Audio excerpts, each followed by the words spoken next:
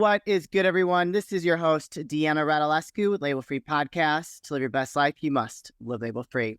As always, bring you incredible guests from all over the world. So sit back, relax, and tune in. My next guest is a former public music teacher. He has been a facilitator for over 30 years and also the founder of Heal for Free. Please welcome Eli Love. Eli, welcome to the show.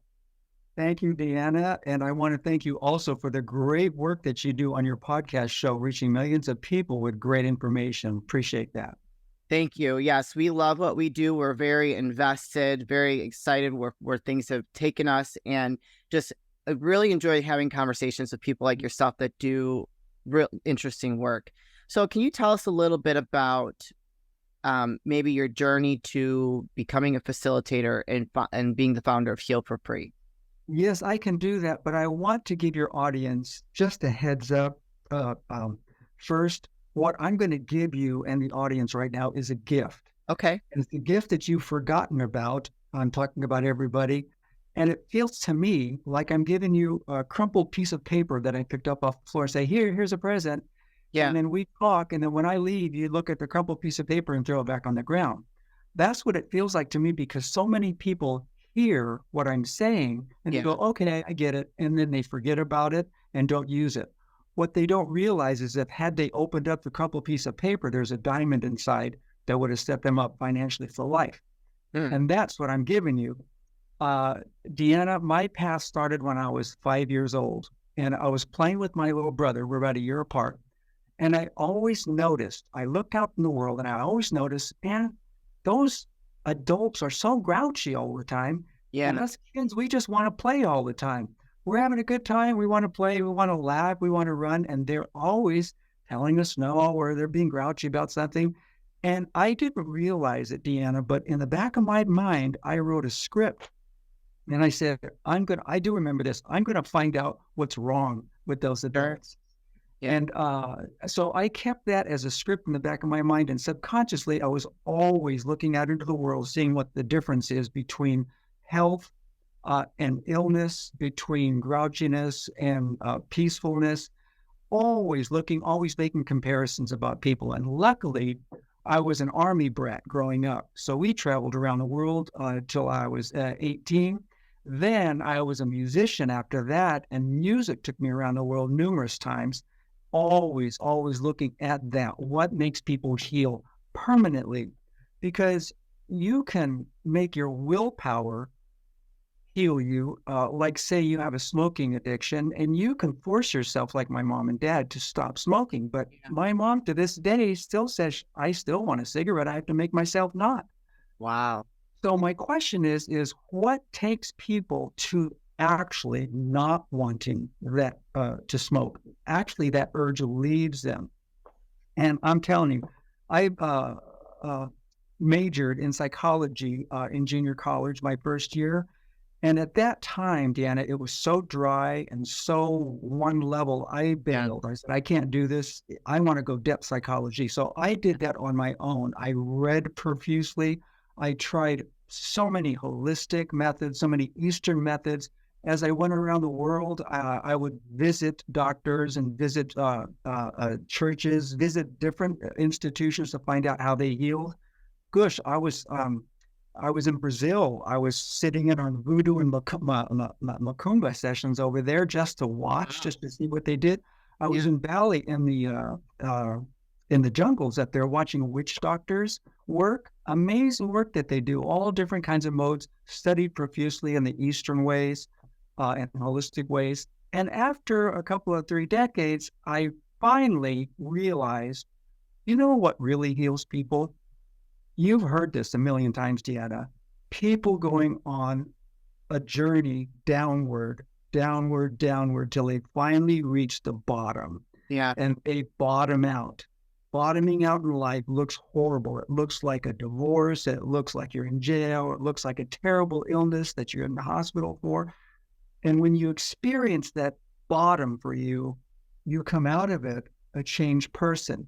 Most of us do. Some people have to go hit a few more bottoms before they finally go, yes, I'm going to approach life differently. And I finally realized that is what changes people on a cellular level, Yeah. because we can all temporarily change from a mental level. Hmm. And I say to myself, there's got to be an easier way to do that. We can't just follow life until it finally takes us to these dark places and then change. Right. So that was my focus. What is it that makes that happen? And I was 40 years old, Deanna. I was sitting on my porch in Omaha, Nebraska, and I was watching the kids play across the street. And there was a 10-year-old playing tag, and she tagged a 5-year-old. And I was watching the 5-year-old trip and fell at the same time. But no, she wouldn't have anything to do with it. She turned around and she pointed at the 10-year-old. She goes, you push me, I hate you, I hate you, get out of here, I don't want to play with you anymore. She ran into her house, which was right across the street. Her room was facing us, and her window was up. We could hear her on her bed just thrashing, hitting those pillows. It must have been over 100 times. She said, I hate you, I don't want to play with you anymore. Just going for it, crying and screaming. And this went on for about 10 minutes. 10 minutes, it starts dying down.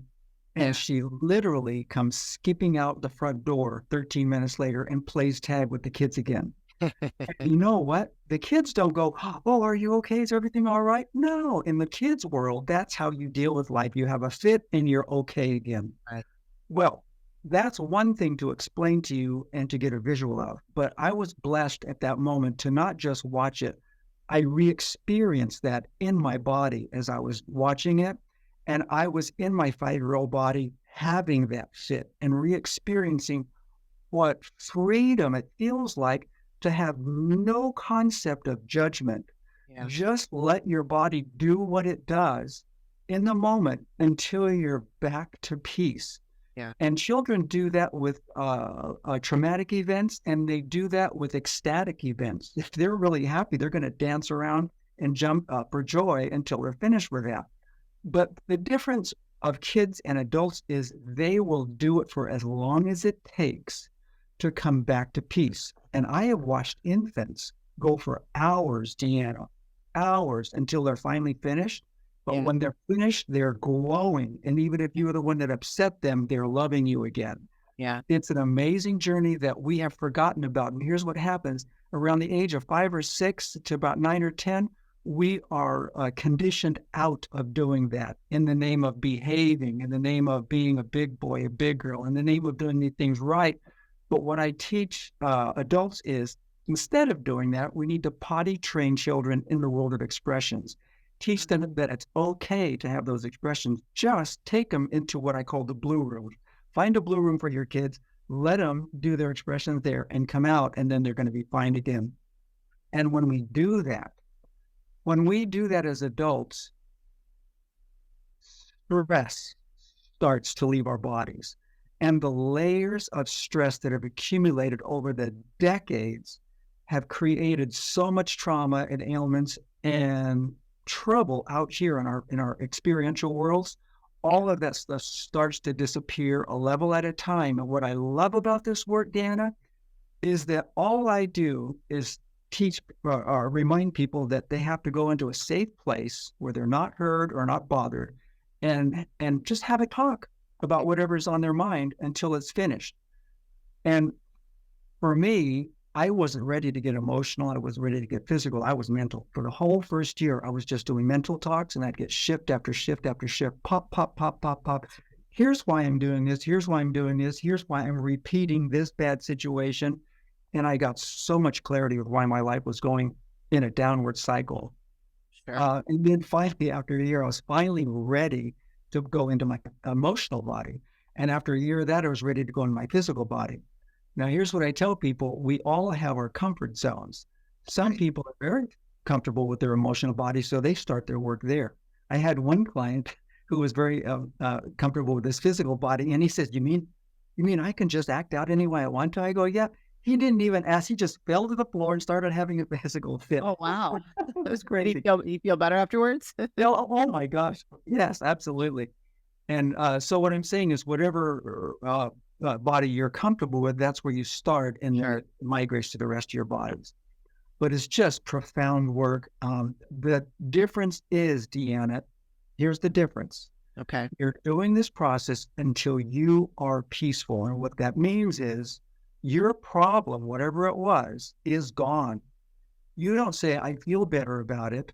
Or you don't say, okay, I did the process, but I still don't like my boss. No, all of those thoughts are absolutely gone. And you're left in the room just going, you're being present. There's nothing but you in the room. And that's where 9 out of 10 people will falter. Most people will take themselves out of their process early. And that's the reason I facilitate. I'm just there to make sure you're at the end. And I go, Sure. well, you say you're finished, but why is your foot wiggling like this? Yeah. Well, you're saying you're finished, but why does your eyebrows keep twitching? You go, oh, it's twitching. I didn't know that. I know, yeah, talk about that. So I just take them all the way to what it really feels like to be present. It's like after a meditative state. And that's the difference. That's what children do. And that's what I remind people. That's what we need to do to get back to that health that the children has and that clarity that the child had. It's amazing Yeah. work. We are so equipped at a young age before we get programmed, indoctrinated with everything around us. It's really amazing. And I think that, we could really learn a lot from that. So I see you have a lot of testimonials on your website. Could you share with us some examples of people that have maybe come healed from something that maybe people are listening can relate to? Yes. I'm going to start with a 5-year-old and then I'm going to go to a 70-year-old. There was a 5-year-old when I was teaching preschool, and he used to come in and have fits, temper tantrums all the time.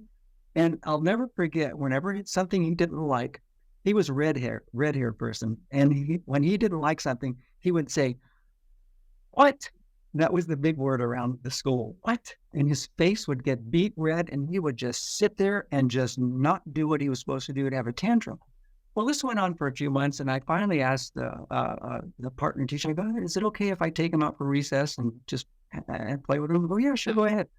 So I took a tennis ball, and we went to the back court, and I said, hey, you can take this ball, and you can throw it up against that wall as many times as you want to, and you can say anything you want to. He said, what? I can say whatever I want? Yeah. So at first he would just say, just talk about cartoons or talk about his day or something. But then after a while, he discovered he was mad at his dad. And he said, Dad, don't make me do this. And Dad, don't make me do that. And this went on for a few weeks. And he started calming down. He started coming into class and he was doing his work and he didn't have these fits anymore. Well, his parents show up a few days after that. And they go, what are you doing with our son? They go, what do you mean? He goes, well, he's coming home calm. He's coming home and not acting out anymore. And we want to know what you're doing. Yeah. I said, I'm just giving him a little space to vent the frustration that's built up inside of him that he probably doesn't have permission to vent at home. So that's one thing that happened. Another thing that happened was I had this lady come to me. She was in her 70s and just sad. She goes, I can't even get up in the morning. I am so sad. I don't know why I'm sad. I'm just depressed. Can you help me? Sure. So we had some sessions. She goes, okay, I know how to do these sessions now. I'm going to do them on my own. I said, okay, that's fine. Never saw her again. Okay. Well, a year later, I happened to be living in that same place, which is saying a lot because I moved so much. But I got the knock on a door and this different lady showed up and she was elderly and she goes, hi. She goes, I came to visit you. I go, do I know you? Yeah. She goes, yeah, you know me. I go, who are you? She goes, I was here a year ago. You helped me with my depression.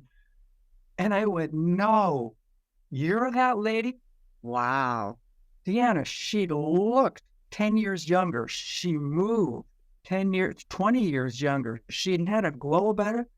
I go, how did you change from us? What did you do? She goes, oh my gosh. She says, I discovered with your work that I hadn't grieved that my husband had passed.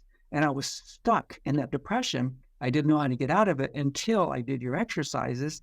And she goes, as soon as I did that, I was free to do what I wanted to. She goes, I went to Europe, had the time of my life, and I met the man of my life, and we got married last month. So I just wanted to come back to you and say thank you. That's amazing. That is amazing. For me, doing this work, you'll do an exercise and you'll discover the root of it. Oh, this mindset is creating this ailment. Yeah. Yeah. And sometimes just making that connection, Diana, the ailment will disappear. I've seen that so many times. Mm. For me, one of the big ones was colon fissures. I was going to the doctor, and finally he said, "You need to have operation." And I go, "Stop right there. You're Yeah. not touching, and I'll do this on my own." And I did this work. And when I discovered the root of what's causing those colon fissures through this work, they disappeared overnight. And I went back to him. He said, "Where'd they go?" Yeah. He couldn't believe it that they were gone. Other times, Deanna, you discover what's causing it, but there's still years and years of stress in your body. So you have to do other exercises to get rid of that stress. Right. Once that stress is relieved, then you start seeing that ailment symptom go away on its own. And it's just a blessing to watch this happen because you never know what's gonna Yeah. relieve itself, what's gonna change, what's gonna heal. You might start on one issue, like let's say I'm not making enough money. So you start on that and it takes you into left field over to this issue. That's okay. You just follow, take it where it wants to go because I'm telling you, all this stuff is stuck back here in our subconscious and it's very wise. It knows what we need to do first. So it's going to take care of this first, of this first, of this first, and then it's going to take you to your money issue and then it all heals. Hmm. So we don't have a lot of control over what heals, but every workout is blessed Yeah. just because at the end of it, you're peaceful. Yeah. I had a guitar student come in here a while ago, and she sat down and she was on the verge of tears. I could tell. What's going on? What's going on? Oh, it's home stuff. She goes, "Let's do our lesson." I go, "No, no, no. Tell me what's going on." Well, she tells me what's going on a little bit. She goes, "Okay, let's do our lesson." I go, "No, no, no. Finish it. Finish it." 3 times I had to remind her to finish until she was finally peace. She goes, "Oh," and I could see it in her face. Yeah. She got it all out. This was 20 minutes later. Then we had a 10-minute guitar session, and she went to work at that time. Deanna, imagine if she had gone to work with this stuff inside of her and what that day would have looked like by the end. No, she went to work with peace, and that day at the end looks a lot different. Compound that by a year, by decades, by a lifetime of these two paths. No wonder we become so dysfunctional at the end of this path here. Yeah. And we can turn that around in an instant doing this way. And my job in this life is to make this work mainstream, letting people know they can do this on their own. And it's free. And we just have to remember what children are trying to teach us. Wow. It's free. And so how long will you work with somebody until they find that piece that they should accomplish? Average 2 to 5 sessions. Yeah. Oh, that's it? That's it. Because once I know they can do it on their own, now they take their own path and they go on their own. So we were supposed to, so I'm just going to tell the audience. So I hurt my foot this week, and you had offered to do like a conscious call with me, or I forgot what you had mentioned. Is this kind of what you're referring to, that kind of work? Exactly. Had you called, I would have asked you, how much pain are you in from 1 to 10? If you say you're a 9, I say, well, there's an exercise to do that. It's just a power talk. Talk about your pain in a nonstop fashion like children do. Don't stop until that pain shifts or subsides, or you get a shift somehow. That's going to relieve the pain. Now, if you said your pain is maybe a 2 or 3, I would give you another exercise that says, this is where that accident might be coming from. And so you do that exercise and you go, wow, that's what caused me to overstep my physical ability and walk too much. Perhaps that was it. You know what I'm saying? Yeah. Example, I used to drive, and I would get increasingly frustrated with red lights. Okay. To the point of I would start sweating at a red light. Really? Couldn't wait for it to turn green. So at that moment, I said, there's something going on here. I better start looking into this. And I started doing these exercises. And it took me back to when I was in high school. And my dad was a drill sergeant. I always say I did 20 years in the service and then I left home because he raised us like soldiers. And he would say, kids, sit down on the couch. I'm going to give you a lecture again. So we'd go sit on the couch again. I already knew what he was going to say. We heard it a million times, but I would sit there and bite my tongue. And I would sit on the couch at the end, closest to the front door, because as soon as he was done, boom, I was out the front door. But what I recalled in this exercise was I would sit there still and start sweating. Couldn't wait for him to finish. He Yeah. was stopping me. And that's what those red lights was connecting in my life. I'm being stopped. I don't want to be here. And man, I had a lot to say about that. I had a lot of toxins to get out about that. And when I finished, red lights are no longer an issue for me. Yeah. They just are. That makes sense. Wow. Amazing. I love it. Where can people find you, connect with you, and work with you? Healforfree.com. Simple. Go to my website. It's got my email address there. Click on that. It's got videos, 5 lengthy videos taking you through lots of different information. Okay. And then I have Zoom. I'm doing Zoom lessons the first Wednesday of every month. Okay. If you want to just come and join in on a Zoom lesson, I'll explain all of this to you for a first timer. And then the second Wednesday of every month, I have people who actually have done the exercises and we're sharing our information on Zoom there. So email me and I will send you a link to those Zoom sessions. I love it. You guys. Also, I have a book on Amazon. It's through Kindle. It's called The Manual for Life. Okay. You just type in Amazon, The Manual for Life. It's not going to come up. You have to say, by Eli Love. Okay. It will pop right up. And that book takes you through a lot of different exercises. I love it. You guys, I'm going to put the links to his website and his email in the show notes. So if you connected with Eli and want to learn more, want to work with him, do not hesitate. Go send him an email. Go check out his website. I'm sure if there's anything that you're feeling pain or is holding you back, go find the piece that you're looking for. He can obviously facilitate that for you. Eli, this is the part of the show where I like to ask for last words of wisdom or advice. What would you like to leave with us today? That God does not put us on this planet and just say, go for it. He gives us the tools inside to make sense of this life. And when we do this work, Deanna, we're not having to wait for the school of hard knocks to take us through an experience to learn something.